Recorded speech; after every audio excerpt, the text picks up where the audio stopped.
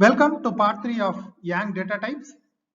In this video, we will cover the reference data types available in the Yang data modeling language. After a quick recap of the Yang data types, we will move on to the 3 reference-based data types available in the language: identity reference, leaf reference, and the instance identifier. We have so far covered the numbers, characters, and bit level types. We will now focus on the reference types. Reference basically means pointing to another data model element. This comes in extremely useful in establishing relationship between data model elements. We will now look at each one of these types and understand how they are helping establishing such relationships. To understand the first reference type, identity reference, it is essential to first understand what an identity is. An identity is nothing but a globally unique, abstract statement explaining an existence of an entity. It is nothing more than a placeholder which defines what an entity is, its name, and its semantics. When an identity exists, it can be used by another entity, it can be extended by another entity, and so on. Let's just see a simple example here. You have an identity A and then an identity B, and then you define an identity C which combines the characteristics of identity A and B. To see a concrete example, let us consider automobile as an identity and four-wheeler as another identity. Now, car is one of the four-wheelers and is also an automobile. So, it derives its identity from both the automobile identity and the four-wheeler identity. And now that we have an identity called as car, you can then use this identity to further work. See, we have a BMW and then a Toyota. Both of these are cars. Now, when I want to create a reference to an identity, which if I want to use as a reference to a car identity, I can use this. So, a leaf which is a reference to a car identity can contain the values BMW or a Toyota.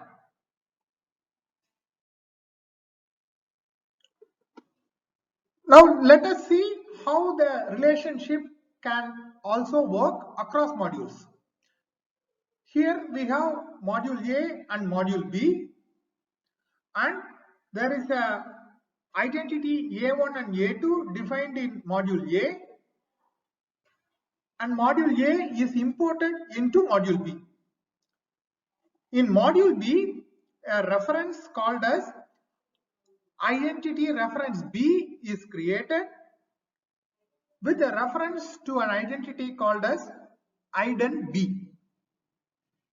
This ident B is a combination of A1 and A2 defined in module A.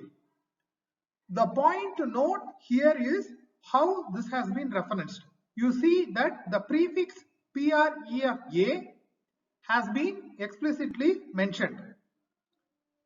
This is because when you import one module into other, if you want to use the elements inside that module, the correct way to do so is to specify the prefix explicitly. If this is not done, the system will not be able to find back a reference to the identity defined in module which has its definition. So on the left, you see the correct way to do, and on the right, you see the incorrect way to do where the prefix has not been specified. Let us now see a short demo where you will know if such a miss happens, what sort of an error will come from PN.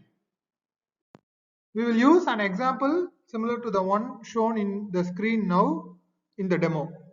There is module 1 which is example crypto base, and there is module 2 which is example encrypt. There are two identities, crypto ALG and symmetric key, defined in the crypto base, and in the example encrypt there are identities defined which are using the identities defined in the example crypto base. So this is the gang realization of the import of module A into module B, and you can see here the highlighted text where the reference is indicated. The yellow highlighted part shows how the identity is used with the prefix of the base module crypto being used to explicitly refer to the base identity. And you have the leaf, which is the actual identity reference, which is pointing to the base type crypto ALG, and this leaf can contain the value, for example, DES. Now let us move on to the PN compilation and see how the compilation happens and what sort of errors can come when mistakes are made. On the screen now are two modules very similar to the ones that we just discussed. There is just a small difference. The AES identity is defined in the base module itself. This is to just show that the usage of the identities can occur within the same module or across the modules as well. So here you see identity crypto algorithm being used in the second module, example encrypt. The base module has been imported here with this prefix. Now let us try to introduce an error. If we miss adding the prefix, let us see if PN complains about it. Yes, as you can see here, it says the identity crypto ALG is not found in the module example encrypt. Meaning, if a prefix is not given, it is going to look for the definition in the same module. It is not going to automatically know that the base module is having a same definition. So once we provide the correct prefix, we can recompile and you will see that the compilation is successful. Another important point to note is an identity reference can also have a default value. In this case, I have provided the default value as the AES, which is actually defined in the base module. Let us now move to the next built-in type, which is a leaf reference. A leaf reference is relatively simpler. It is a reference to another leaf or leaf list in the data model. It creates a mirror relationship between two entities. So take an example here. Assume that there is a leaf list of file transfer servers which are stored in a data model, and there is another list which is available where the file transfer protocol sessions are maintained. Here the leaf reference is useful when the server ID field of this list is referred to the leaf list, meaning only if there is a server in the leaf list which maintains this list of file transfer servers, it can be used in the session table, and here you see the 1:1 reference. So if there is an entry here, only then that entry will be available here. So the FTP server field does not have an independent value, but it picks its reference back from the leaf list, which is nothing but the list of servers. Let us now again see a short demo. Here you see that the leaf list of XFTP servers has been defined. I have just put it as a unsigned in 32, keeping in mind that it could be only a IPv4 address, which is of a 32-bit length. Now there is the list of XFTP sessions which are available, where you see that the server leaf has been defined as a leaf reference, and the path to the location of the actual leaf list is maintained. Here you see, since the server leaf list is available in the same module, the path is just a pointer to the tree position within the module to the location of the XFTP server's leaf list. And the require instance statement actually with the value true or false indicates when a server which is implementing this YANG module is validating a change to the leaf reference server, it means it has to ensure that an instance of this entry in a leaf list, here in this case the XFTP servers, must actually exist if an entry has to be created in this list of XFTP sessions. So require instance true is the literal meaning. An instance of the reference must exist if the value in the leaf reference node must be allowed to be created. Now we have the compilation. Let us just compile. You see it will compile. A common mistake that can happen is that you can miss the position of the original leaf list. So when you compile, pyang will throw an error saying data types colon XFTP servers is not found. So why data types? The pyang will always look within the current module if there is no prefix or any other reference provided. So here it only means that it is looking for this path, and when you jump out only one level from here, you are not at the base level, and hence the XFTP leaf list is not available for correct reference. So now let us put back the correct reference, and you go back and compile. Here it succeeds. So this leaf reference can point to both types. It can either be a leaf list or a leaf, and hence the name in general is given as a leaf reference. The last type of reference data type is the instance identifier. So this is something which builds on an identity reference, if it has to be explained in simple terms.